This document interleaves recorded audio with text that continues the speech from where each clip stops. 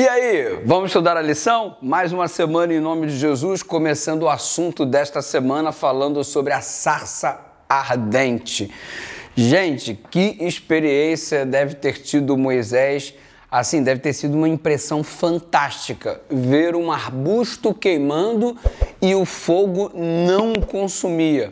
Imagina só. Deve ter sido semelhante ao rei Nabucodonosor vendo o Sadraque, o Mesaque e o Abdenego dentro da fornalha e a fornalha, o fogo não os consumia. Algo que certamente o deixou extasiado, boquiaberto. E olha, algumas lições podem ser aprendidas através desta sarça que não se consumia. Mas antes, eu quero chamar a tua atenção para o texto em destaque, que é Êxodo capítulo 3, versículo 7 e versículo 8. Se liga. Então o Senhor continuou, certamente vi a aflição do meu povo que está no Egito e ouvi o seu clamor por causa dos seus feitores. Deus escuta o clamor dos seus filhos que sofrem. Se ligou? Conheço o sofrimento do meu povo, por isso desci a fim de livrá-los das mãos dos egípcios. Desceu como? Desceu através do seu mensageiro Moisés. Deus muitas vezes vem atrás do seu povo por intermédio dos seus mensageiros. Você acredita nisso? Os profetas que ele escolhe para fazê-los sair daquela terra e levá-los para uma terra boa e ampla, terra que mana leite e mel. É voltar para casa, aonde anteriormente haviam estabelecido-se lá na época do Abraão, do Isaac e do Jacó. Passaram agora um tempo no Egito feito escravos, mas agora era hora de voltar para casa. Ei, está na hora de voltarmos para casa também. Já estamos há um tempo nesse mundo aqui escravizado por todas essas circunstâncias que o pecado criou e nos envolve.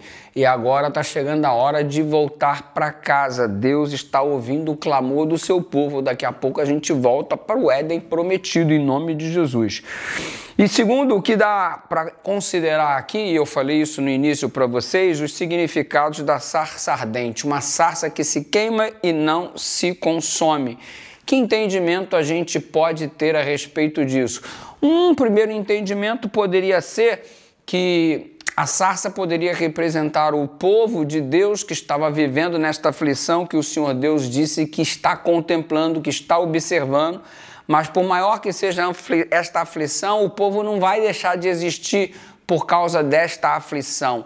O fogo não vai consumir a sarça, a aflição não vai destruir o povo. É um entendimento possível.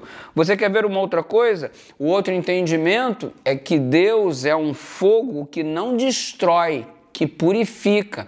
Para aqueles que aceitam o fogo da presença de Deus, este fogo não os consumirá, os purificará. O fogo de Deus sobre a sua vida. E uma outra coisa que acontece esta cena é no chamado de Moisés, chamado para liderar o povo durante o êxodo, durante o processo de libertação. Moisés seria o âncora de Deus. E tendo isso em vista, significa que a visão da sarça sem ser consumida é um mistério. Como é que pega fogo e não é destruída? Demonstrando que o chamado de Deus também é um mistério. A gente não entende, mas se nós nos colocarmos nas mãos dele, este mistério será revelado, coisas extraordinárias ocorrerão. Temos muito a aprender nesta semana, porque é simplesmente uma experiência fantástica aqui em Êxodo capítulo 30, que nós vamos focalizar em especial, no Reavivados por Sua Palavra desta semana, mas nesta semana no capítulo 3, no conteúdo da lição da Escola Sabatina. Vamos juntos no nosso estudo, no nosso crescimento, no nosso êxodo? Ora comigo, Pai querido, obrigado pela oportunidade de degustar da Tua Palavra que tantos ensinamentos nos trazem. Ajuda-nos a obedecer ao Senhor, em nome de Jesus, amém.